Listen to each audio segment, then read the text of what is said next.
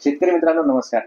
मी विनय निकम आणि आज आपण आलेलो आहोत रावे, तालुका रावे, जिल्हा जळगाव. आपण आज ज्यांना भेटणार आहोत तर ते नुसते एफपीओचे संचालकच नाही तर एक ॲडव्होकेटही आहेत आणि आपण त्यांच्याकडून जाणून घेणार आहोत की रजिस्ट्रेशन करताना काय काय काळजी घ्यावी, बोर्ड ऑफ डिरेक्टर्स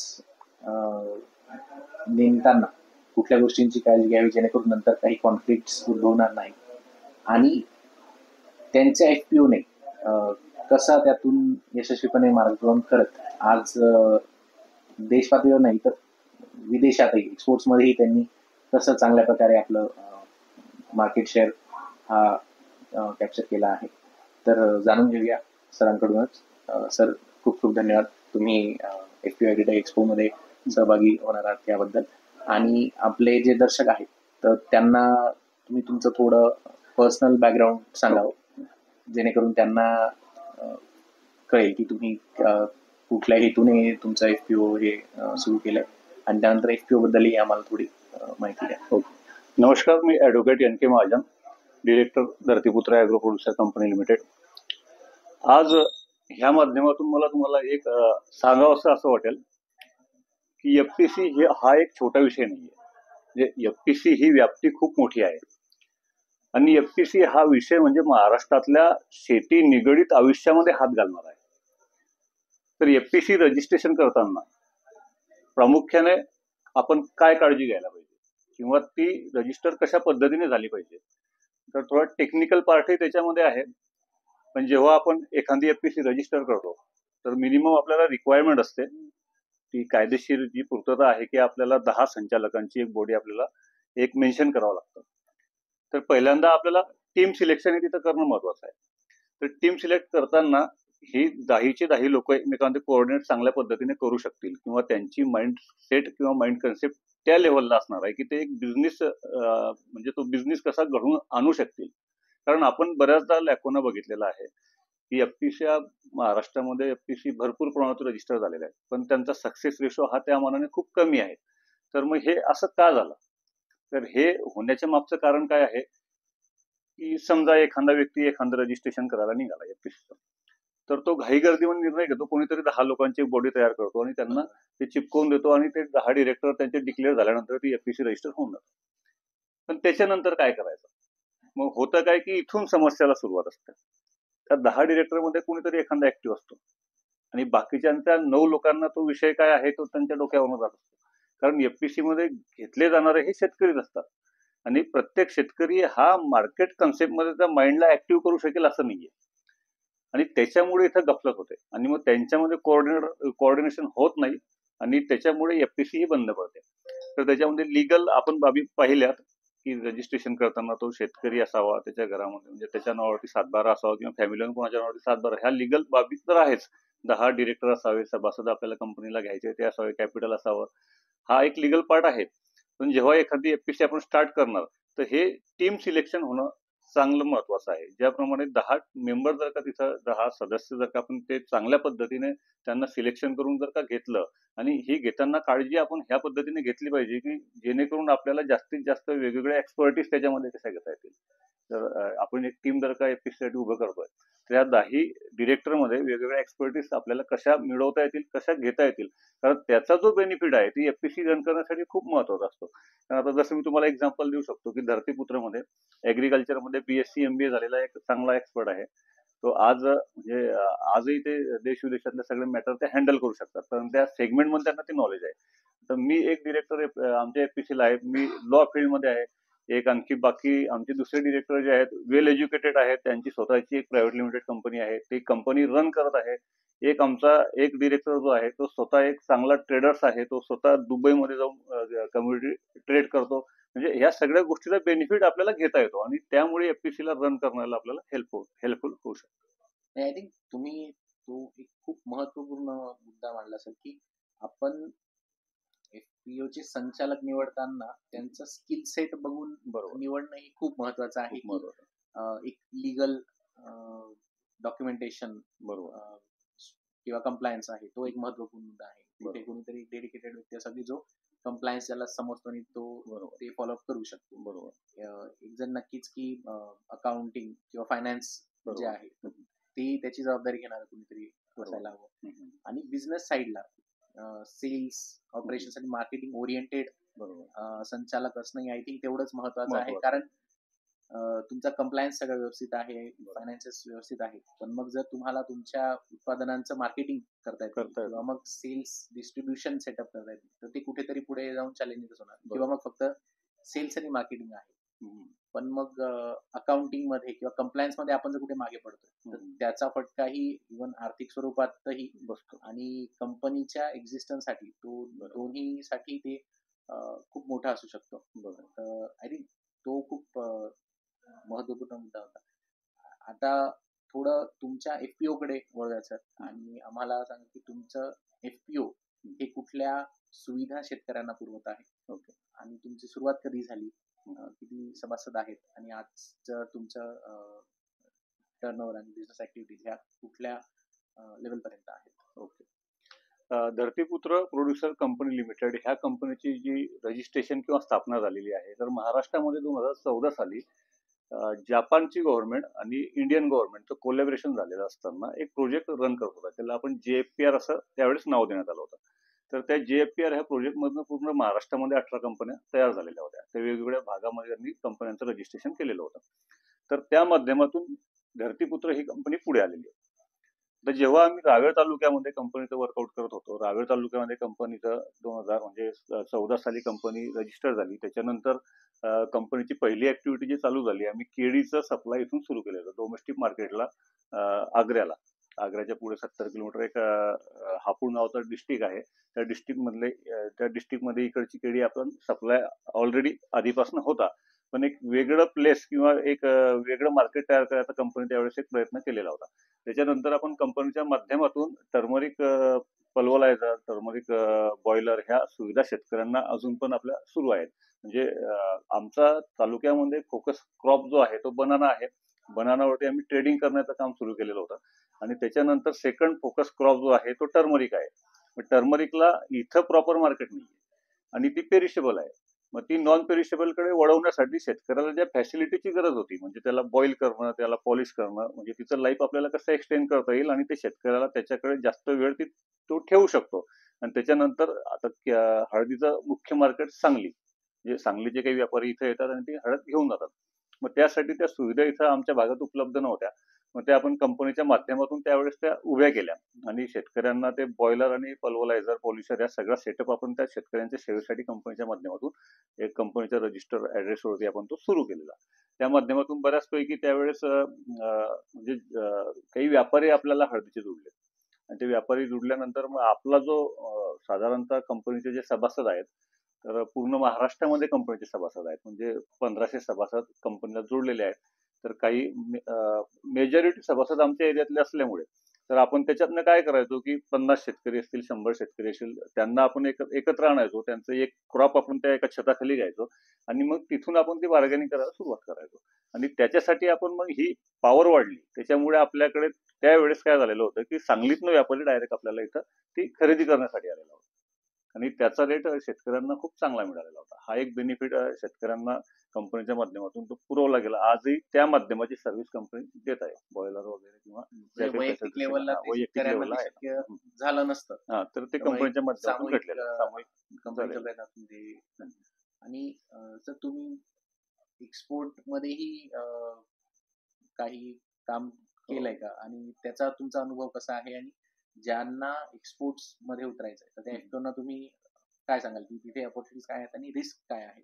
कारण शेवटी रिस्क हे आधी माहीत असणं बरोबर हा खूप महत्वाचा विषय आहे. कारण डोमेस्टिक मार्केटमध्ये आपल्याकडे इंडियन लॉज आहेत की जे आपल्याला प्रोटेक्ट करतात बरोबर ऍज अ सेलर म्हणून. पण मग विदेशात आपण जेव्हा व्यवहार करतो तेव्हा ते इतके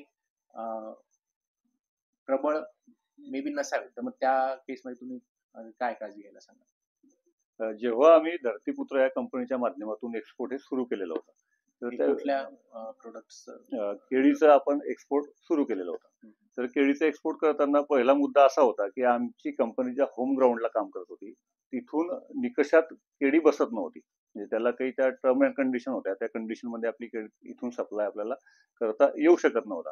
आणि आमच्या प्रॉपर तालुक्यामध्ये आजही केळीसाठी ते इन्फ्रास्ट्रक्चर नाहीये की जे एक्सपोर्टसाठी गरजेचं आहे ते. म्हणून आम्ही काय केलं की कंपनीचं रजिस्टर ऑफिस जरी तालुक्याला असलं तर आम्ही कंपनीचं एक ऑफिस पुण्याला घेतलं आणि पुण्याला आमचं जे ऑफिस चालू झालं त्या माध्यमातून आम्ही सोलापूरच्या शेतकऱ्यांची केळी हे तुर्कीला आम्ही कम्पॅक्ट करायचा प्रयत्न केला आणि ती त्यापैकी बऱ्यापैकी डील झाली सुद्धा. त्याच्यासाठी जो फंडिंग फायनान्स आम्हाला जो लागला तो मार्केटमधनं फायनान्सर आम्ही उपलब्ध झाले, त्यांच्याकडनं तो फंडिंग आम्ही घेतला आणि त्या माध्यमातून आपलं तुर्कीला डील चालू झालेला होता. तर साधारणतः 20 मेट्रिक टनचा एक कंटेनर तो जायचा. FOB आणि FOC असे दोन प्रकार त्याच्यात असतात. म्हणजे आपल्याला एकतर पोर्ट पर्यंत द्यायचं किंवा त्यांच्यापर्यंत पोहोच करायचं, असे दोन प्रकार असतात. एक लिगल अग्रीमेंट असतो आणि सगळ्यात महत्वाचं म्हणजे की ऍग्रिकल्चर प्रॅक्टिसेस ह्या एक्सपोर्टसाठी खूप महत्वाच्या आहेत. तर होतं काय की आपल्या इंडियन ऍग्रिकल्चरमध्ये हा लॅकुना खूप आहे. म्हणजे केमिकल रेसिड्यू वगैरे, आपण खतांची मात्रा, नियोजन, हे ह्या सगळ्या गोष्टीचं आपल्याला नॉलेज शेतकऱ्याला द्यावं लागतं आणि त्याच्यानंतर जो आपला क्रॉप आपल्या हातात येणार आहे, हार्वेस्टिंग, आफ्टर द हार्वेस्टिंग आपण जेव्हा ते घेणार आहे तर तेव्हा ते त्या क्वालिटी योग्य बनतं. तर त्यासाठी आम्ही काही ट्रेनिंग अशा शेतकऱ्यांच्या सुद्धा आयोजित आम्हाला कराव्या लागल्यात की त्या शेतीमध्ये तुम्हाला प्रॅक्टिसेस कशा कराव्या लागणार आहेत आणि ती एक्सपोर्ट क्वालिटी आपल्याला कशी मेंटेन करता म्हणजे आपण कशी करू शकतो. आणि त्या पद्धतीने आम्ही तुर्कीला जेव्हा केळीचे आमचे काही कंटेनर सुरुवात झाली तर त्याच्यामध्ये एक अग्रीमेंट असतो, जसं आता आपली आधी चर्चा झाली, MOU साईन होतात. तर तसे MOU साईन झाले. आमचं ऍट ए टाइम 2 कंपन्यांसोबत काम चालू होतं. एकामध्ये आम्ही आपण ज्याला बेबीकॉर्न म्हणतो तो शिक्रापूरवरनं तोही आम्ही एक्सपोर्ट करत होतो, पण तो आम्ही डायरेक्ट एक्सपोर्ट न करता EDS प्रायव्हेट लिमिटेड नावाची एक कंपनी पुण्यामध्ये आलेली होती. तर त्या कंपनीच्या माध्यमातून आपण त्या मक्याचं एक्सपोर्ट केलेलं होतं. म्हणजे आपण डायरेक्ट एक्सपोर्ट न करता आपण त्या कंपनीला द्यायचं, शेतकऱ्याकडे बियाणं द्यायचं, बायबॅक प्लॅन आपण करून घ्यायचं. 2 महिन्याचं ते क्रॉप असतं. तर तसं आपण त्या स्वीटकॉर्न मध्येही केलेलं होतं, कॉन्ट्रॅक्ट होतो. तोही कॉन्ट्रॅक्ट होता. तर ही एक पद्धत आहे की आपण एखाद्या कंपनीच्या माध्यमातून सुद्धा करू शकतो. आणि दुसरी की आज 4-5 वर्षामध्ये परिस्थिती खूप बदललेली आहे. आज गव्हर्नमेंटने सगळ्या गोष्टी सोप्या आणि चांगल्या पारदर्शक केलेल्या आहेत. म्हणजे आधी काय व्हायचं की एक्सपोर्ट करताना 2 टीम मध्ये व्यवहार व्हायचे. म्हणजे तिथला कोणी व्यापारी असेल, इथली आपली कंपनी असेल, यांच्यामध्ये MOU व्हायचे किंवा अग्रीमेंट व्हायच्या. तुम्ही म्हटले की त्याप्रमाणे आपली इंडियन लॉ आपल्याला तिथं प्रोटेक्शन देऊ शकत नव्हते. पण एक्सपोर्टचं प्रॉपर नॉलेज जर का आपण घेऊन त्याच्यामध्ये गेलो तर आता तुम्ही बघितलं असेल की तुमच्या पुण्यासारख्या शहरामध्ये बऱ्याचशा एक्सपोर्ट एजन्सी आहेत की त्या आपल्याला 1 महिना 2 महिन्याचं ट्रेनिंग आपल्याला ते देतात. तर ट्रेनिंगमध्ये तुम्हाला हेच शिकवलं जातं की एक्सपोर्ट करताना तुम्ही कोणती काळजी घ्यायची, त्याच्यानंतर तुमचे डील तुम्हाला कशा हँडल करावं लागणार, त्याच्यात लिगल तुम्हाला काय कंप्लायन्स करावे लागणार आहे. आणि सर्वात महत्वाचं की आता त्याच्यामध्ये बँक गॅरंटी जी असते, या बँक गॅरंटीमुळे झालेलं काय आहे की एक्सपोर्टमध्ये जो पैसा डुबण्याचा जो धाक होता तो खूप प्रमाणात कमी झालेला आहे. फक्त फोकस तुम्हाला मालाच्या क्वालिटीवरती तुम्हाला कॉम्प्रोमाइज करायचं नाहीये. मालाची क्वालिटी जर का तुम्ही चांगल्या प्रकारे मेंटेन करू शकत असाल तर एक्सपोर्ट हा कंपनीसाठी आणि कंपनीच्या शेतकरी सभासदांसाठी खूप महत्वाचा रोल प्ले करू शकतो आणि त्याच्यामुळे शेतकऱ्याला एक इकॉनॉमी डेव्हलप करायला खूप चांगली मदत होऊ शकते. आणि सर तुम्ही मगाशी म्हटलं की काही निकष असतात. आता दुबई मार्केट आहे, बरोबर. तर तिथे जे केळी एक्सपोर्ट होते तर त्याच्यासाठी निकष काय आहेत आणि कुठल्या एक पर्टिक्युलर प्रकारच्याच केळी स्वीकारली जाते की इतरही चालतील, आणि त्यात चॅलेंजेस तुम्हाला काय आले जेव्हा तुम्ही शेतकऱ्यांकडून केळी विकत घेत होता? पहिली गोष्ट, एक्सपोर्ट करताना चॅलेंजेस पासून आपण सुरुवात करूया. जेव्हा आपण शेतकऱ्यांकडनं कंपनी म्हणून आपण एखादा माल एक्सपोर्टसाठी घ्यायला जातो तर त्यावेळेस प्रॅक्टिसेस हा सर्वात महत्वाचा मुद्दा असतो. कारण आपला शेतकरी काय करतो की त्याला त्या विषयाशी घेणं देणं नसतं की तुम्ही ते कुठं विकताय, काय करताय, पण त्याला तो फक्त त्याचा माल विकायचा असतो.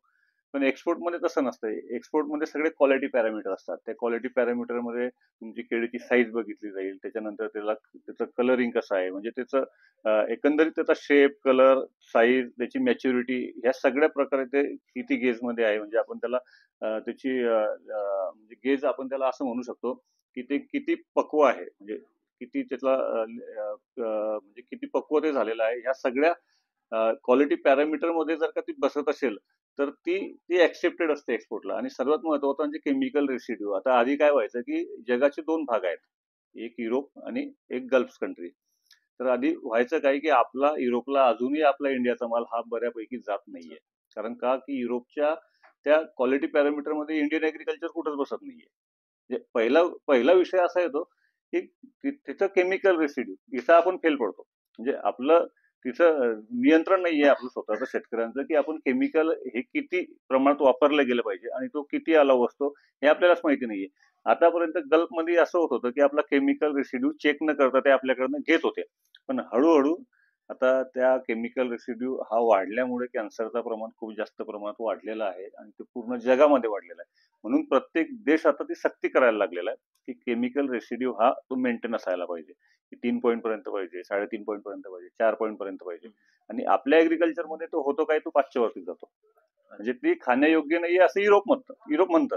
पण आजही गल्फ कंट्री त्या थोडं ऍक्सेप्ट करत आहे, पण कुठंतरी आता त्याच्यावरती बंधनं यायला लागलेली आहेत.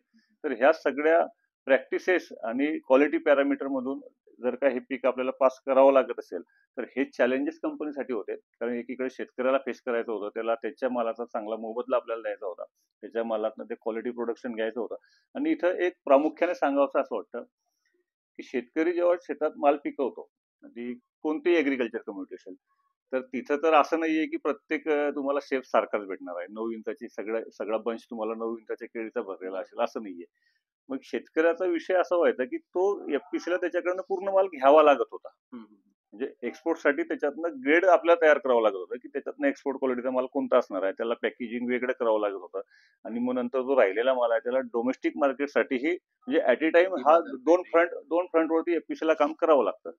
की तुम्ही डोमेस्टिक मार्केट पण तुम्हाला हाताशी केलं गेलं पाहिजे, कारण एक्सपोर्टमध्ये तुम्ही गुड क्वालिटीचा माल जर का तुम्ही देणार आहे तर त्या सेकंड क्वालिटीचा माल तो शेतकरी तो पिकवतोय, तर त्यालाही तुम्हाला मार्केट प्लेस करून द्यायचंच आहे, नाही तर त्याचं नुकसान होणार आहे. आणि असं जर का झालं तर तुमच्या एक्सपोर्टसाठी शेतकरी तुमच्या क्वालिटी प्रोडक्शनला तयारच होणार नाही. म्हणून हे दोन फ्रंट तुम्हाला केव्हाही फाईट करावेच लागतात.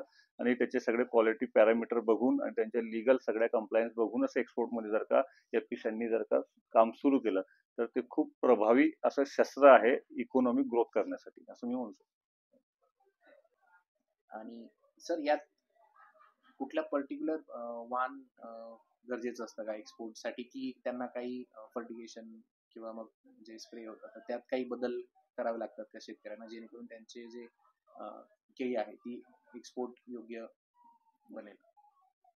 शक्यतो आपल्या इंडियामध्ये केळीसाठी G9 हे रिकमेंडेशन आहे. G9 ही केळीची एक व्हरायटी आहे. G9चं आपल्याला रिकमेंडेशन एक्सपोर्टसाठी केलं जातं. आता त्याच्या मागची कारण अशी आहेत की जी नाईन व्हरायटी हा एक टिश्यू कल्चरचा एक टिश्यू आहे. तर त्याच्या माध्यमातून जी येणारी केळी आहे तिची यील्ड असणार आहे किंवा तिचं व्हेरिएशन्स असणार आहे, ह्या गोष्टी त्याच्यामध्ये निग्लेक्टेड असतात. आणि त्याच्यामध्ये एक शेड्यूल तयार केलं जातं. आपण जे मी तुम्हाला आता मगाशी बोललो की एक्सपोर्ट क्वालिटीचं कोणतंही ऍग्रिकल्चर प्रोडक्शन घेण्यासाठी ते ऍग्रिकल्चर गुड्स जर का आपल्याला मार्केटमध्ये त्याला जर का आपल्याला मार्केट प्लेस करायचं आहे तर ते गुड्स आपल्याला एक्सपोर्ट क्वालिटीचं जर घ्यायचं असेल तर त्याचे क्वालिटी पॅरामीटर हे आधी आपल्या डोक्यात ठेवावं लागणार आहे की आपण जर का दुबईला करतोय, तुर्कीला करतोय, युरोपला करतोय, तर कोणत्या कंट्रीचे काय क्वालिटी पॅरामीटर आहेत.